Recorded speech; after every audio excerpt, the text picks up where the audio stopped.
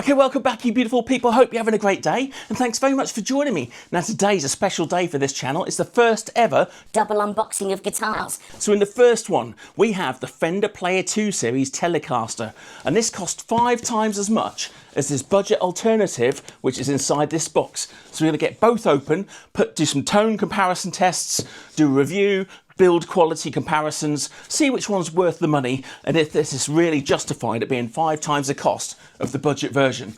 Let's get into it.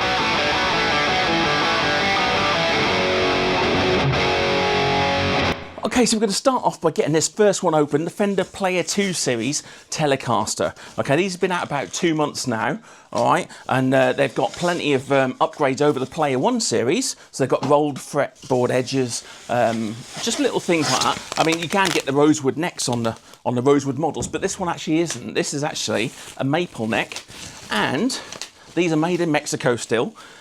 But here we have, oh, it's getting caught in this stuff, look, there we go. I always end up having a fight with these. Right, so here we have, ladies and gents, the Fender Player 2 Series Telecaster. Okay, in all its glories. This is the black one, as you can probably see.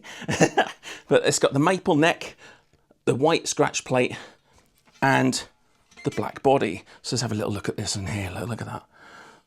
So have a little look in there. The problem with black guitars is that they reflect ever so much. They reflect absolutely everything. You just be able to see yourself in there, look. All right, so the black reflection reflects absolutely everything. So if you're finding this video helpful, useful, or interesting, or even if you are, please click like and subscribe, as it really helps out the channel. It gets pushed out to all the other guitar geeks like you and me. And I'll love you forever. Yeah, even you, I'll love you forever as well. So here we have the Fender Player 2 Series Telecaster, all right? Okay, so let's quickly take a look at what's changed on the Telecaster from the Player 1 to the Player 2 series. So the first thing to note is that they've actually rolled the fretboard edges. Now along here, along this edge here, instead of being a sharp edge, is now rolled. They've actually curved it, so it's much more contoured and feels really comfortable when you play it. So before, it was quite a sharp edge, and now it feels like you've been playing it for years and it's really worn in and played in. So that's a nice touch. It's a modern maple C neck with a 9.5-inch fretboard. And another thing they've updated is the saddles. So instead of having those sort of rolled, curved, old-fashioned vintage style saddles, they've now got the block saddles that they have on the Ultras. So that's a nice touch as well. Still with the string through. So you got the through body strings into the bridge, through the block saddles, and then onto the pickups. Now these pickups have been tweaked as well. So the pickups have been modified for this series from the Player 1. They're still an Eco 5, but they've been tweaked and just played around with a little bit just to improve the sound. So we'll check that out as well in the tonal comparisons between this and the budget alternative in a little while. So there you have it, the Player 2 Series Telecaster. Let's get into the other box. Okay, so let's get box number 2 open. Let's get this guitar out. This is the surprise budget choice. Okay, so here we have a Harley Benton from Thomann in Germany. Now Thomann, this is their own brand. Harley Benton is their in-house brand that they commission. And these are such high quality and really highly reviewed. So this is going to be a really interesting shootout between the Fender Player 2, which is 5 times the cost of this Harley Benton TE-62. All right, so this is the TE-62. Now, some of the specs of this thing is going to blow your mind, considering it is only 1/5 of the cost of the Fender. So, for instance, we have a double bound body. So as you can see here, we have the binding on the top and the bottom edge all the way around the body. The binding alone normally bumps the price of any guitar big time, because there's a lot of man hours go into that, so it's actually quite a tough thing to do.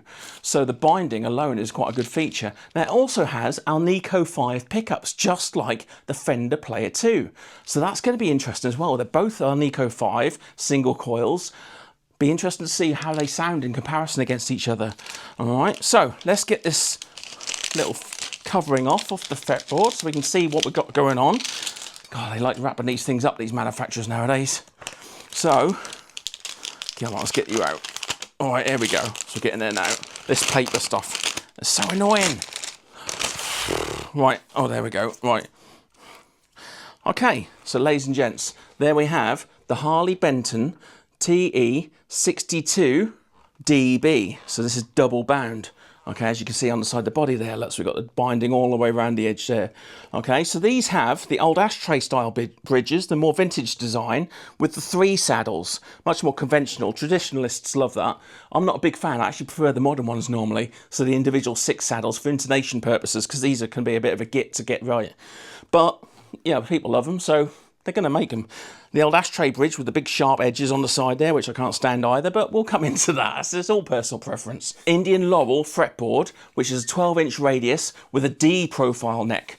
And this feels so smooth, it is crazy. The edges aren't rolled like the Fender. However, the actual material of the wood and the surface finishing feels unbelievable on this. It just glides like ice. That's gorgeous. Oh.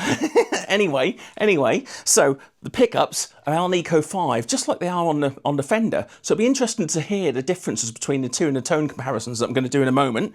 So stick around for that, the tone comparisons, see which one sounds better. All right, so we're going to get these on the scale, see which one's lighter, and go from there. Look at the detailed specs, the differences between the two, and then we'll get into some tone comparisons. So stick around, or check out the chapters down below if you want to skip to any particular point. Okay, so here we have both guitars, the Fender Player Series 2 Telecaster and the Harley Benton TE-62DB for double bound, as you can see. Nice double binding all the way around the body of that. Gives it a nice definition on the shape edge, so you can actually see what shape it is from a distance, where the black sort of just blends into your clothes or whatever a little bit. So I actually prefer the binding, but let me know down in the comment section down below which one you prefer. Do you prefer binding or no binding? I prefer the binding. I just think it sets it off, makes it a little bit more posh. Okay, there's elements to each guitar that I actually prefer on both. So some things are better, some things are worse on each guitar. Now, let's talk about the major differences. So the bridges and the necks. Okay, so the necks, very, very different. The Harley Benton is a D profile with a 12-inch radius Indian Laurel fretboard, no rolled edges. However, the Fender Player 2 is a C profile, so feels a little bit thinner in the hand. It has a 9.5-inch fretboard radius and it has rolled edges as well. Now I have to say, when you're rubbing your hands on both side by side, there's not a huge difference. This is slightly more comfortable on that edge, but only just. We're not talking enough to worry about. I really wouldn't panic over whether it's got rolled edges or not, if this is what you call rolled edges, because I've felt a lot more rolled than this before. These are rolled, but only just. Whereas on the Harley Benton, it's already comfortable anyway. There's no sharp frets or nothing like that. They've actually done a really good job on this. They both have the skunk stripe, put my teeth back in, the skunk stripe down the back of the neck, as you can see. All right, but also, another thing to note is just how dark the Harley Benton neck is compared to the Fender. It seems phenomenally dark. It's almost roasted sort of maple. It's got that sort of roasted sort of, almost a flamey sort of pattern in the side. I don't know if you can see that on there. It's quite hard to get in the camera, to be fair. But yeah, I'll try and show you. But it's a lovely, lovely bit of kit. It's crazy. I just don't know how they make guitars for this money. When you think about VAT and profit and shipping and all that stuff, you know, how do they make these for 133 quid delivered? It's mental. Anyway, let's put these on the scale, see which one's lighter. I don't think there's a lot in it, to be fair. I think they're quite close. And then we're going to have a little listen to both through the amp. See which one sounds best. Do some tone comparisons and see what you think. I'm going to do a blind test as well. And it's going to be interesting to find out which one you thought was which at the end of this video. So I'm going to reveal all at the end about which one was which in the blind tone comparison test later on. Okay, so let's get into the scales, see which one weighs the most, and then we'll get into these tones, all right? There we go. Okay, so let's weigh the Fender Telecaster first, the Player 2 series, and see where we're at. So we'll get these scales on. Let's see what we've got, where we're at. Let me see if I can centralise that so it don't fall over. Okay, so that's 3.468 kilograms. Let's see what that is in a different... So that's £7.10. So £7 10 ounces, 3.45 or whatever it was kilograms. I'll stick that on the screen so we can remember that for later. 3.47 kilograms. So I'll stick that on the screen and let's get into the Harley Benton and see what that weighs. Okay, so now it's time for the Harley Benton to go on the scales and see which one was heavier. That is amazing. how close they are. I think they're 40 grams apart, if I remember rightly. Let's just convert that. Oh, it's tipping over, hang on. That's better. Oh, yeah. So let's see where we're at. So yeah, the Harley Benton is about 1.5 to 2 ounces heavier than the Fender. So there's only 1.5 to 2 ounces between them, which is absolutely nothing. It's 40 grams. So yeah, absolutely, there's not even any point talking about it. They're basically the same weight. Okay, so let's get into these tonal comparisons. It's gonna be really interesting, I think, to see which one sounds best, which one we all prefer, and maybe we won't all prefer the same one, but let's find out. So I'm gonna do some blind comparison tests. I'm going to put A or B on the screen, and at the end of all these tone comparison tests, I'm going to let you know which one was which. And I want you to tell me in the comments section down below which one you thought was which. So which one did you think was the Fender? Which one did you think was the Harley Benton? And I will reveal all at the end of the video.